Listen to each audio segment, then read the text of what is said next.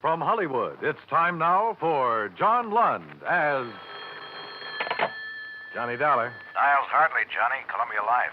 Niles, how are you? I thought you were in Chicago these days. I am. This is long distance. We have one here that's a pip. Tell me about it.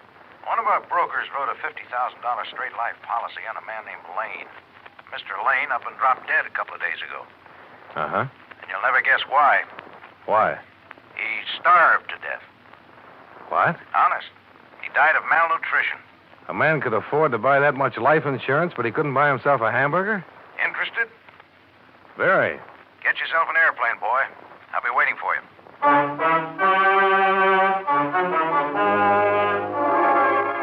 John Lund in a transcribed adventure of the man with the action-packed expense account. America's fabulous freelance insurance investigator. Yours truly, Johnny Dollar.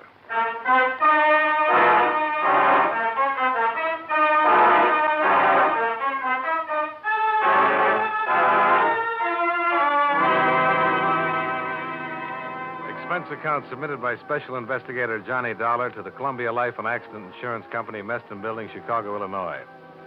The following is an accounting of expenditures during my investigation of the Chicago fraud matter. Expense account item 1, $78.13. Plane fare and incidentals, Hartford to Chicago.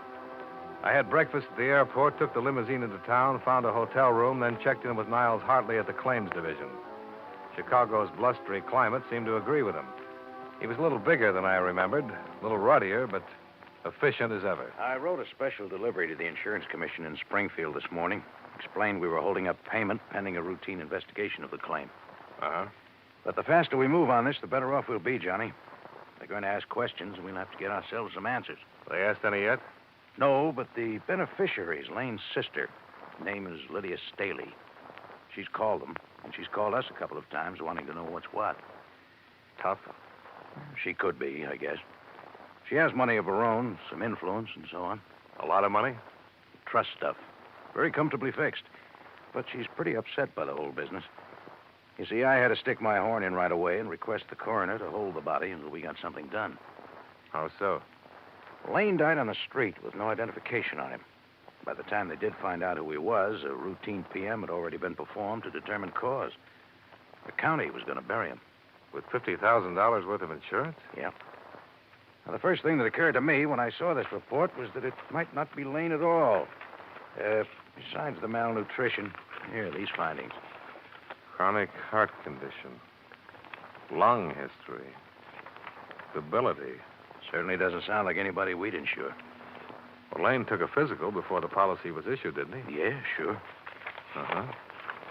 Here's a copy of it. He was 100% okay then.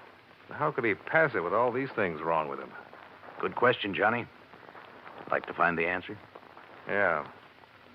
What's that doctor's name? Dr. Walter Unger, Suite 1932, Michigan Building. Expense account item 2, $3.50. Taxi fare through Chicago's slushy streets to the offices of Dr. Walter Unger, who had been licensed to practice medicine in the state of Illinois in 1946. He was a Northwestern University Medical School graduate. And I'd give him the service. Married, had 2 children, and lived in Glencoe, a North Shore suburb. Day and night. His income and practice, according to report, were average. Oh, good. Yes, drop in tomorrow. Goodbye. I'm sorry, Mr. Dollar. You were saying... I'm from the Columbia Life Insurance people, Doctor. Claims Division. I'd like to get some information about a man you examined on July 14th of last year. All right. I hope this won't take long. What is it you want to know? The man's name was Christopher Lane. You happen to remember him? Christopher Lane. No, I can't say that I do, Mr. Dollar. What about him? Well, first I'd like to know, is this your signature? Yes. Those are my letterheads. I suppose that's my signature. Aren't you sure? How many people are certain of their signatures? It looks like mine, Mr. Dollar. I can't say for sure that it is or isn't. Well, assuming that it is, what about these notes? Are these in your handwriting? Yes, I would say that was also my handwriting. Mr. Dollar, I'd appreciate it very much if you'd get on with whatever business you have here. According to this, you gave Mr. Lane a complete physical and pronounced him sound. I did. Anything unusual about that? He died 2 days ago, Doctor. I wish you insurance people would buy some books on heart diseases and read them and know them and not take up valuable time. Look here. This patient was 41 years old. If he had no heart condition when I examined him, and obviously he didn't, according to my cardiographic findings, it's entirely reasonable to assume that he could have developed one in a very short time. You people gauge that in your premium. Mr. Lane didn't die of heart trouble, Doctor. He died of malnutrition. Malnutrition? That's what the pathologist at the coroner's office says. Here, look for yourself. Well, he should know. Was it possible for you to overlook that condition at the time you examined him? No. No, if he'd been suffering from malnutrition in any degree, I would have discovered it. According to the coroner's report, he'd been ill for a year or better. Can you explain that, Dr. Unger? No, I can't explain that. I wish I could. All I can say is that I did my job. I examined the man, reported my findings. How about this? Angina. Well, I could have missed that, I suppose, but it's unlikely with the degree of aggravation noted here. Did you x-ray, Mr. Lane? Well, certainly, it's part of the examination. Have you had much experience reading chest x-rays, Doctor? Mr. Dollar, I know my business. If there'd been any lesions in that man's chest, I would have reported.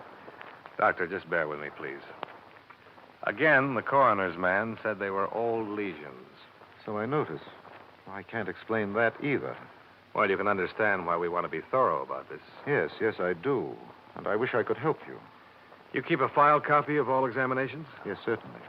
I'd like to see your file on this one, if I may. Of course. Anything else? Yeah. Another hour of your time. What for? I'd like to have you look at Mr. Lane's body, Doctor. I could get an injunction. All right. I'll be finished here at 7 o'clock.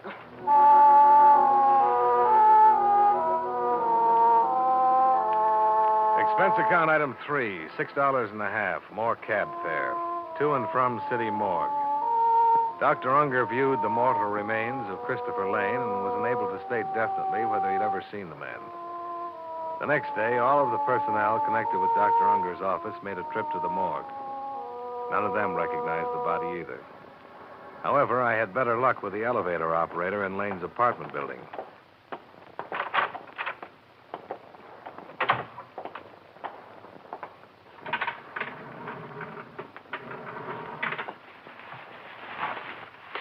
Oh. You ever seen this man before, Miss Shattuck? Yeah. Yes, sir. That's Mr. Lane, apartment 2338. You're positive? Oh, yeah. I've seen him every day for almost 2 years.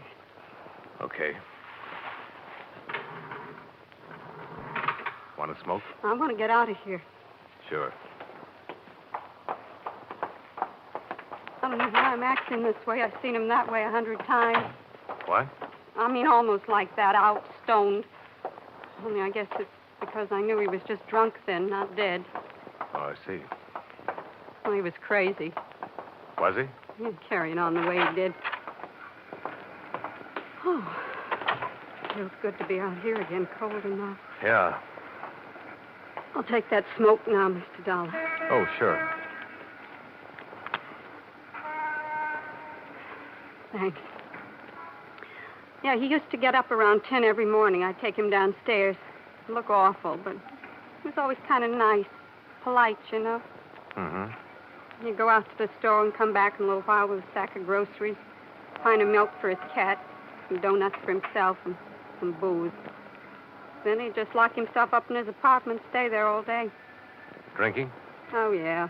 Fried to the ears by noon. I think it was wine.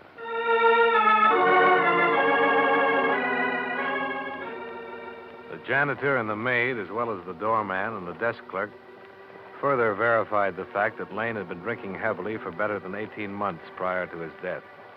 No one seemed to know why, not even his sister. She turned out to be a woman of 30 or more, well-tailored, well-groomed, and bad-mannered.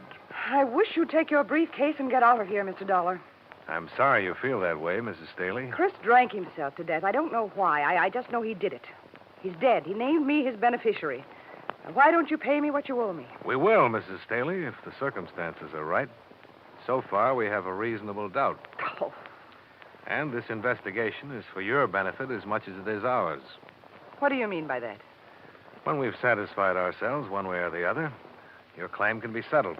Well, what is it you want to know? I haven't seen my brother in over a year. I can't tell you anything about him. Were you on good terms with him? Of course I was. Left me his insurance money, didn't he? Understand you're a widow, Mrs. Staley? I don't see what bearing Do you that have any has- dependents? No children, if that's what you mean. And the insurance money would have gone to you alone? Let me correct you.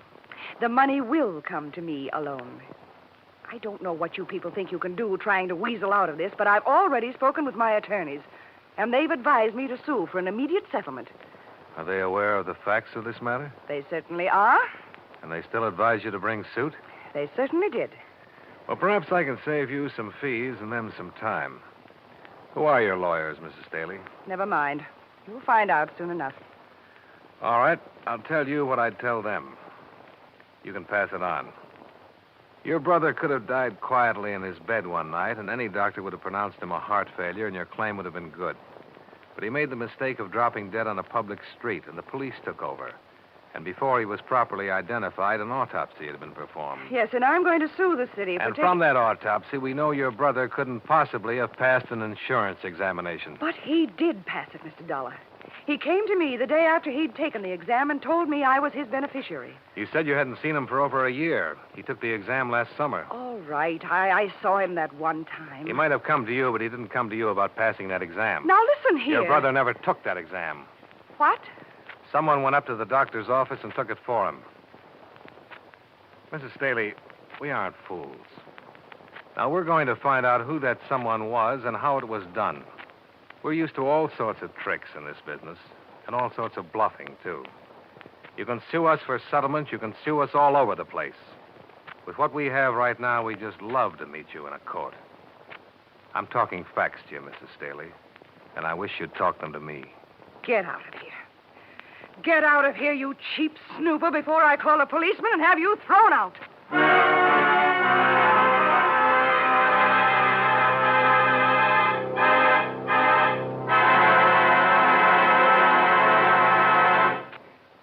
We'll return to yours truly, Johnny Dollar, in just a moment.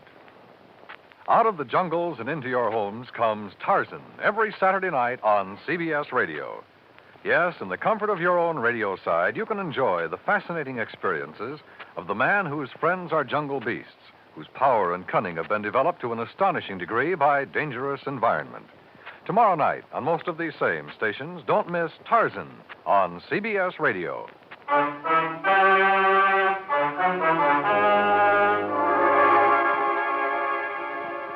Now, with our star, John Lund, we bring you the second act of yours truly, Johnny Dollar.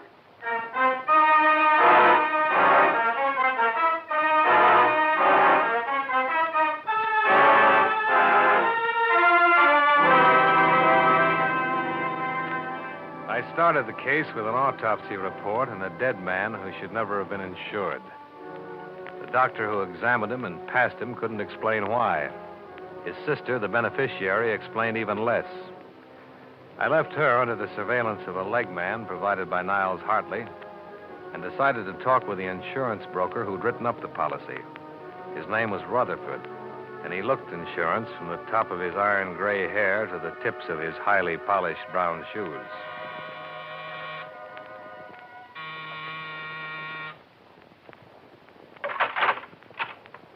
I suppose you're Mr. Dollar? Mr. Rutherford? Yeah, come in. I was surprised when you called me. We're trying to wrap this thing up, Mr. Rutherford. I understand. I'll tell you, I've been writing insurance for 17 years, Mr. Dollar, and this is the first time anything like this has ever occurred to me. Sit down. I believe you, Mr. Rutherford, and your record. Oh? You've looked into me? Well, you know, we have to on a thing like this. Just a matter of routine checking. Yeah. I'm here to find out all I can about the circumstances under which you sold the policy to Mr. Lane. Mm-hmm. He was a bachelor. He lived in a fairly nice apartment on the Gold Coast. No dependents. I'd like to know what made him a prospect. Well, actually, it's more of a personal thing, I suppose. Mrs. Rutherford and I were interested in buying a home in Wilmette a couple of years ago. It was one we liked on Sheridan Road. The agent happened to be this man, Lane. That's how we became acquainted. Oh?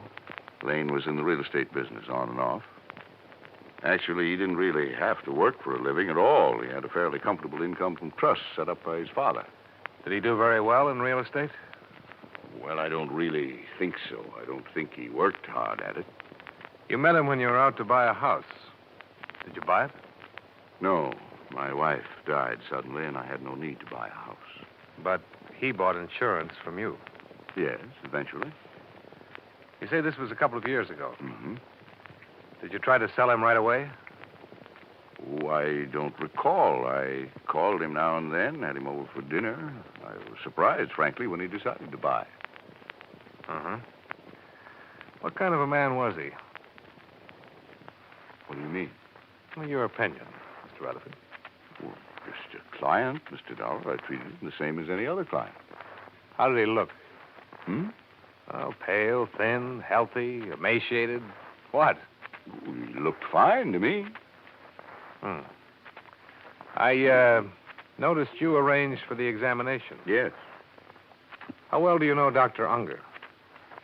Just slightly. You know, the physician is supposed to be an impartial third party, and when a client has to be examined by a physician, I send him to Dr. Unger, that's all. I get a Christmas card from him every year. I see. You say you had Lane over for dinner a few times. Yes, when my wife was alive. Did he drink much on those occasions? I don't recall. Why? His malnutrition resulted from an alcoholic condition. All drinking, no eating.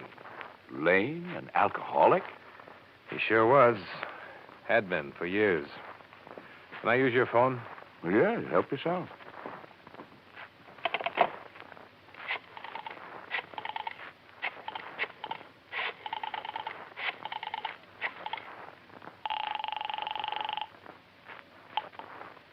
Hello? Johnny Dollar, Niles. Oh, glad you called, Johnny. I'm trying to reach you. What's up? Mrs. Staley's fighting back. Huh? Her lawyers served notice on us an hour ago. Well, nothing to worry about there. Just a bluff. Oh, but this wasn't. She made the coroner release her brother's body. Took it to a crematorium. Exhibit A is a pile of ashes by now. Oh. I can try something here. Well, try it. Right. Mr. Rutherford.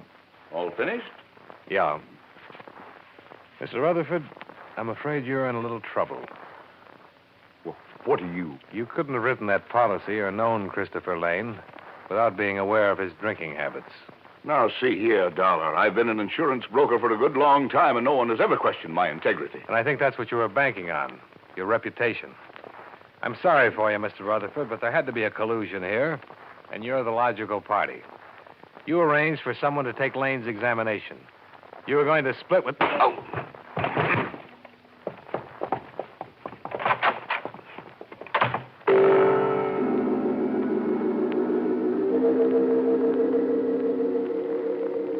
In the 3 minutes it took me to get my breath inside of me and my feet under me, he was well away and out of sight.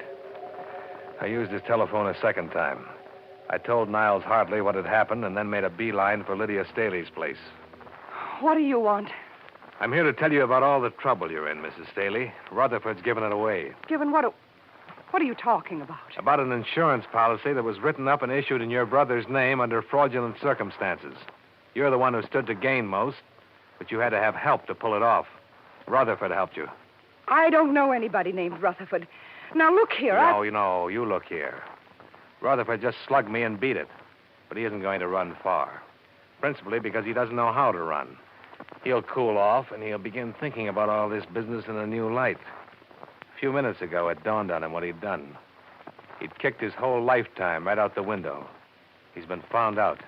He's lost all around. And he's going to be mad. And you're the one he's going to be mad at. I told you I don't know anybody named Rutherford. Well, then I'll tell you. He'll probably want to kill you. Oh. Do we talk now? I don't see why. I've done nothing wrong. Who took that physical for your brother? He took it himself. You got your brother drunk enough to sign the insurance papers, didn't you? I had nothing to do with them. Okay, Mrs. Staley. We'll get it all from Rutherford. Yes. Why don't you do that? In the meantime, I hope you sleep well, knowing what you've done. I've done nothing. And you'll never prove any of these things you've been saying. Never. And for 2 days, it looked as if she might have been right. There was no way to involve Mrs. Staley without a statement from Rutherford.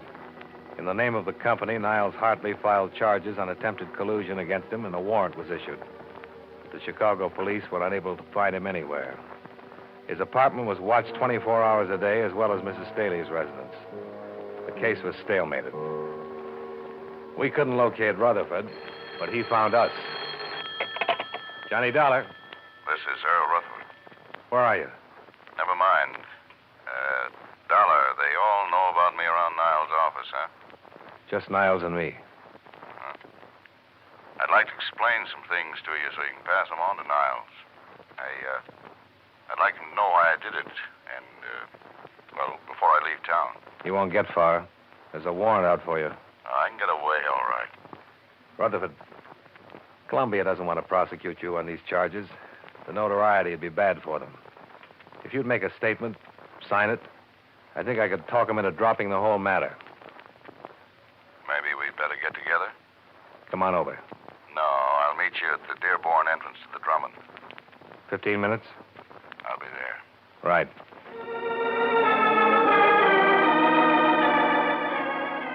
When I pulled up in a cab 12 minutes later, he was waiting for me at the curb in front of the Drummond. He was still wearing the same clothes he'd had on in his apartment. He needed a shave, and judging from the circles under his eyes, he hadn't slept much. He was pale and shaken.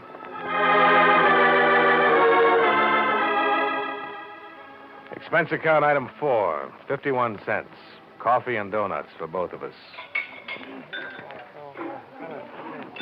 I met Lydia right after Miriam, my wife, died. My children are both grown and married and have lives of their own. I guess I was very lonely. Sure. I became interested in Lydia, and we had a great many things in common. Seemed like the thing to do. I asked her to marry me. Nothing wrong with that. You don't understand. She laughed at me. No, I don't understand. I guess I'm not an exciting man, a witty one, or... She made me feel as though all my life had been hopeless, a waste. And I'd missed a great deal. I asked her, Mr. Dollar, what is it? What do you want out of life? Is that when she brought up the proposition? I guess that's what gave her the idea. The trusts pay her $500 a month for life, and my commissions come to that. We could have lived very comfortably on $1,000, but Lydia talked of traveling, of Europe, of clothes. I don't know, things her family had had once. She wanted $50,000 in cash instead of money just trickling in every month, huh? I suppose so. I didn't understand her motive at first, but go on. Well, she told me about her brother Christopher. He was a drunk. The doctors in New York gave him 2 years. I paid a man $100 to go to Dr. Unger's office and take the physical. What's the man's name? I wouldn't tell you that, Mr. Dollar. He's not involved in anything, and I don't want to get him into any trouble. After Lane was insured, you were going to wait for him to die? That was the general idea. Once I'd done it, it was too late to turn back. I mean, I wanted to at times, but a cancellation on a policy that size would have been hard to explain. You're leaving something out. She had you, didn't she? Hmm? You were the goat. Legally, she was clear, right? Yes. She still is, isn't she? Unless you write all this down, and we can hold it over her head to prove collusion. You speak to Niles? He'll go along. The charges will be dropped if you'll make a statement. Okay.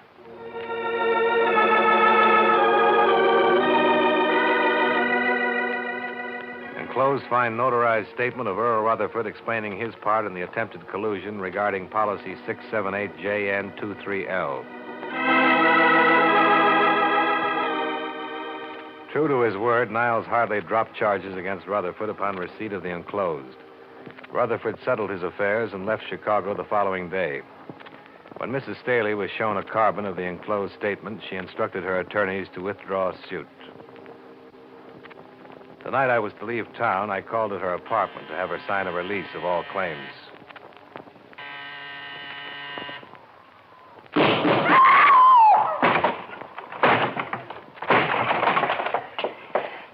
Help me, Mr. Dollar. Which way did he go? Help me. Please help me.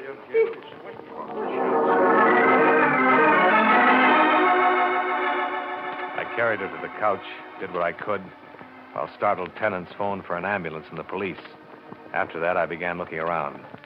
I found a dark stain on the windowsill leading out onto the fire escape, and on the floor, a blood-stained letter opener. There was no gun anywhere in sight. I decided that if I'd been stabbed with a letter opener, it'd be easier to try 3 flights up to the roof than 14 down to the alley. I was right.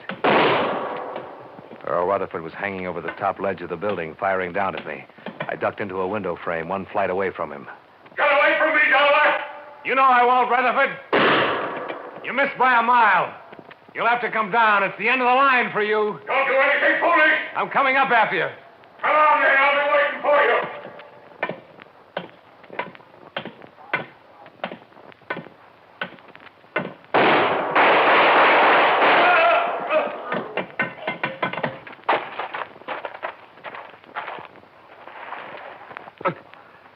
Good shot, Dollar. Can you walk? No. Why did you do it, Rutherford? You were clear. You were free. You didn't have to. I didn't tell it all, Dollar. She told me tonight. Laughed at me. Said she was planning to run away with someone else when she got the insurance money. Oh, I see. She just used me all along.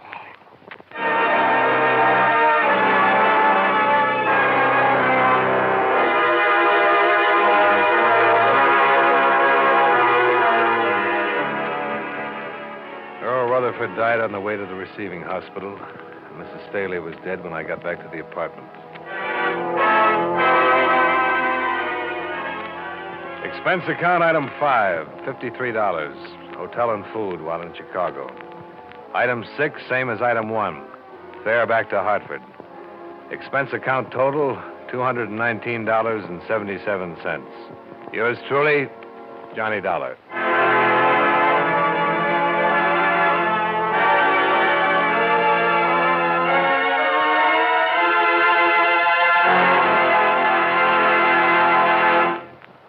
Yours truly, Johnny Dollar, stars John Lund in the title role and was written by E. Jack Newman with music by Eddie Dunstetter.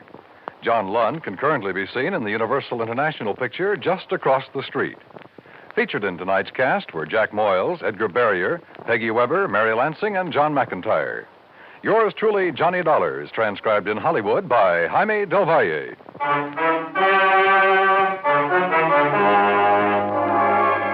This is Dan Cubberly inviting you to join us next week at this time when John Lund returns as... Yours truly, Johnny Dollar.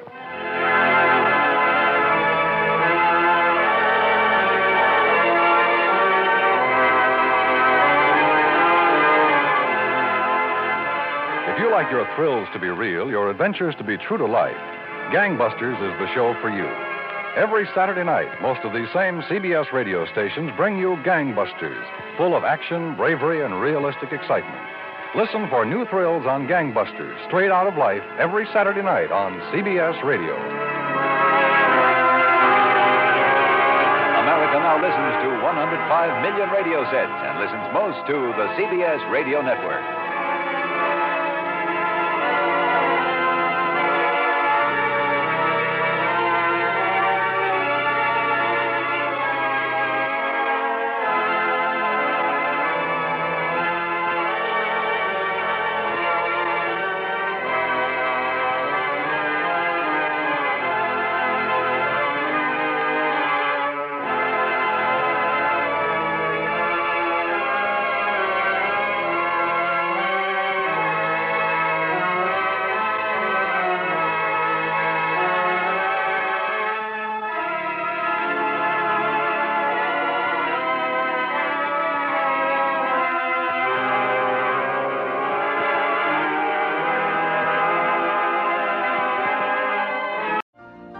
You've been listening to the OTR Gold Network. Find more classic radio at otrgold.com.